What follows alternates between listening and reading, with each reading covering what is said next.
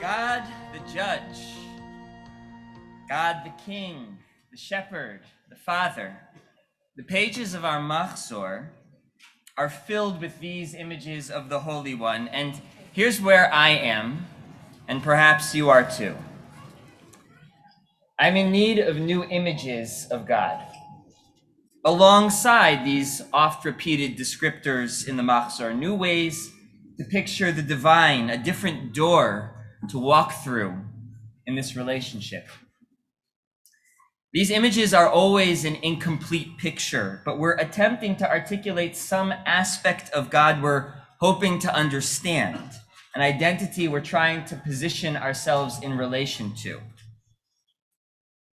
There's a lesser known image in the Machzor that I'm really excited about. It fills me with big questions and possibilities about how to relate to God and who we are in the context of this relationship. Ha-Yom Ha'rat Olam. Today, that is Rosh Hashanah, is the birth of the world. It's not a commemoration of an event that once happened, it's present.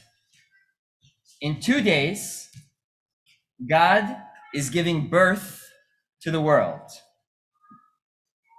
And that means that God is in labor right now. And if God is in labor, then who are we? I'd like to suggest that we are God's midwives. Our task as we approach Rosh Hashanah is to help God bring this new world into existence. Okay, there's a lot to unpack here, including an image of God that may feel hard to access for some. In certain ways, my ability to fully grasp this image is limited as someone whose body doesn't know what it physically feels like to give birth. And so I speak about labor and birth with humility of having witnessed it but not experienced it. I speak about midwifery with the utmost admiration and gratitude for those who practice this sacred work every day. And I'm drawn to this image and the new doors it opens to our understanding of God, both because of its visceral physicality and because labor and birth are not exclusively about babies. They're also about bringing new worlds into existence, new ideas, realities, paradigms, new possibilities, which we're all striving to create, all of which we desperately need in this new year. So let's return to the birth stool, where we find God in labor. The task of the midwife is to help the person in labor breathe, to help find positions of comfort and movement, to be present with the pain and emotions, and to deliver this new world. The world as it could be, just, verdant, loving, righteous. We have lived in a world this past year, as Rabbi Kasher mentioned, in which it's been difficult to breathe. From the horrors of the pandemic to racial violence to the floods and fires raging all around us, we are collectively gasping for air. To help the person in labor breathe, the midwife models life-giving breath.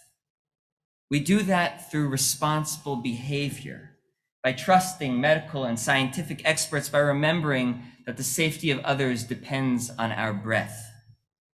We do that by emulating the great midwives of our tradition, Shifra and Pua, who refused to perpetuate Pharaoh's vision of a hateful world by showing up for the oppressed.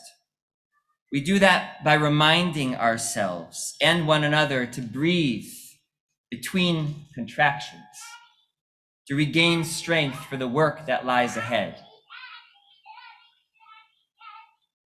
A midwife is attentive to stagnancy, which is often compounded by discomfort and pain. A skilled midwife will reposition the person in labor to generate comfort and movement.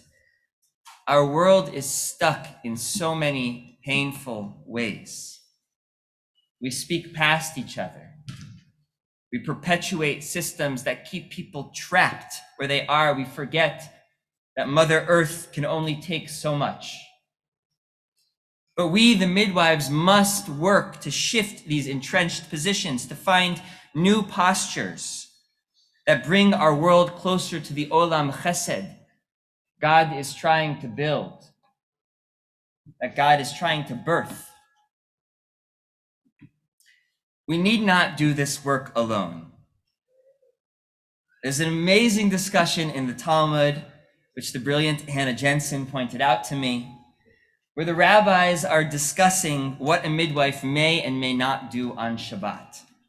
And they conclude that a midwife can break Shabbat in every imaginable way, from lighting a lamp to cutting and tying, due to the principle of pikuach nefesh doches Shabbat, that when a person is in danger, we must violate ritual law to attend to their health and safety.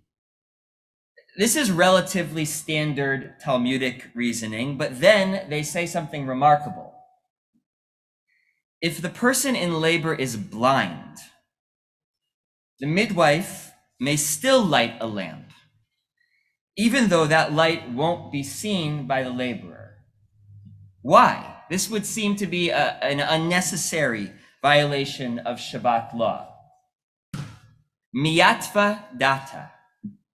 It settles the mind of the person in labor to know that we're helping each other see what needs to be done. We need to be lighting lamps for each other. We need reassurance that newness is possible, and God needs us to be illuminating the path forward. This light enables us to work together to bring new possibilities into the world safely. Ultimately, this is the profound responsibility of the midwife, one we all share. Any creative process, whether it's bringing a baby into the world or a transformative idea, a new organization, that article or piece of music you've been meaning to write, that relationship you're hoping to repair, every creative process needs two things: time to grow and helping hands to bring it to fruition. God's creative process needs that, and so do our own. Ha-Yom Ha'rat Olam, it's coming. It's coming. Please, God, we are on the precipice of reality that is more hopeful, more beautiful, full of potential. And we're needed. Our hands are needed. Now is the time to be midwives for each other, for God, for the world. Let's remind each other to breathe, to shine light on new responsibilities and new possibilities, and help each other bring forth that new world. Shabbat Shalom. Amen.